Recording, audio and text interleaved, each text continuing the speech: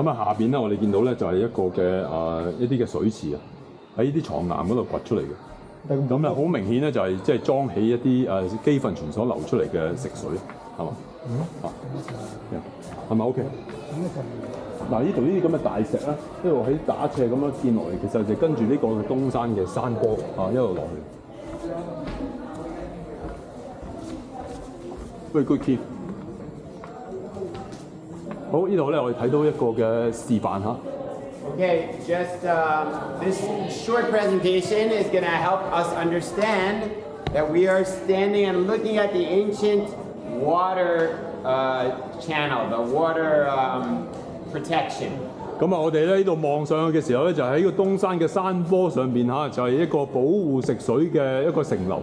And these huge stones are 4,000 years old and some of the largest in all of Israel. 咁啊，呢啲嘅大石咧就係有4000年嘅歷史，就係保護住咧下邊嘅山泉嘅。Used to protect the water in the fortress. 咁啊，亦都係一個嘅碉堡，亦都係咧保護下邊食水嘅地方。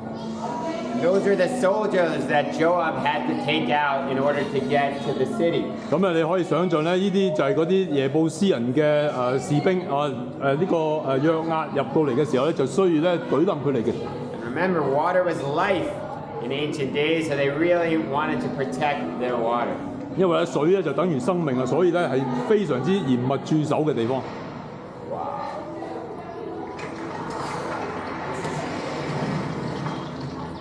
See, that's the water that's flowing under their feet. 咁你見到下邊咧，最下咧就係基訓泉流出嚟嘅水啦。Gihon Spring flowing into the city with the Hezekiah drain water system. 咁咧就流落去一啲嘅水池啊，然之後將佢儲起。And I hope you guys are excited that we're going to be walking through that pretty soon. 咁啊係好興奮嘅，我哋等間掂嗰啲水啦。Don't get too scared. If anybody doesn't want to walk through the water, there is a dry option also. 咁啊，如果你好驚嘅話咧，有一條咧乾嘅水道你可以行出去。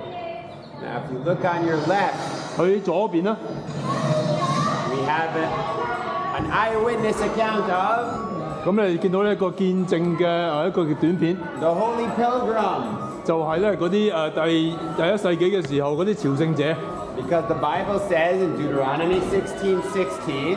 咁啊，因為聖經申命記16章16節嗰個講咩？ You look on the right, 3 times a year, every Jew is obligated to come visit the Lord and the temple. 佢話每年3次咧，呢啲猶太人咧上去耶路撒冷去朝聖嘅要。And they'd be walking from here in the city of David, 咁啊，佢哋由呢個大衛城咁樣一路進發， bringing their baskets of fruit and their sacrifices, 將佢哋嘅獻祭啊、食物啊等等， and they're heading to the temple. 咁咧上到去上邊咧聖殿嘅地方。 So now you understand how people kept in shape back then. There was a lot of uphill walking. 所以點解當時啲人咧身體係咁好啦？因為佢成日都要行路。 That's the city of David, 呢個咧就係當時嘅大衛城啦， the palace of David. 同埋大衛嘅皇宮。 And you walk up to the Holy Temple 朝 Mount. 聖者咧一路向北行咧，上到去上邊聖殿山嘅地方。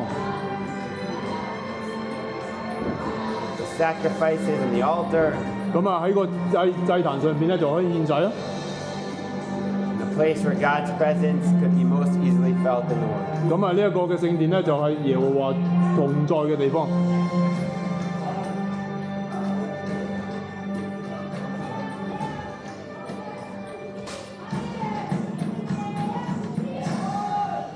Okay, wonderful.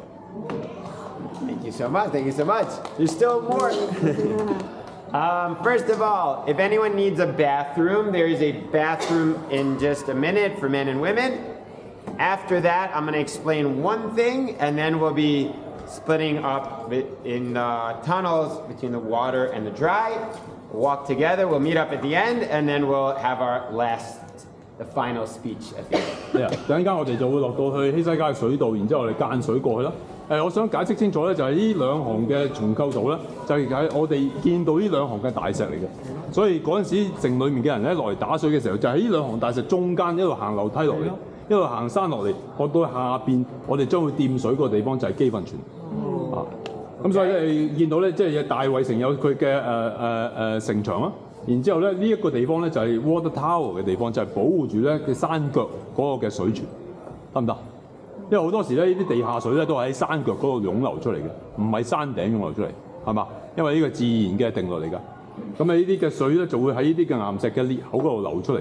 所以咧，如果你喺上面建成嘅話咧，你要保護嘅話咧，最重要保護國防咧，就係需要建一個大嘅石塔出嚟咧，包住呢個嘅水泉，以至裡面嘅人咧就唔需要出城嚟到打水，喺裡面打水就得啦。咁啊，圍城嘅時候咧，你就會較為安全啦。如果唔係咧，敵人咧攞咗你啲水咧，你就玩完啦，得唔得？所以你可以想像咧，就係呢度呢啲係有啲成6噸、7噸重嘅呢啲咁嘅石咧，係當時嘅耶布斯人。佢哋咧有一個中央嘅權柄，有一中央嘅人力咧，可以將呢啲嘅大石擁埋一齊，然之後建成一個保護水泉嘅一個嘅城樓啊。OK。意思即係我哋一路行落去就係行緊。一路行落去就係呢個基訓泉出口嘅地方。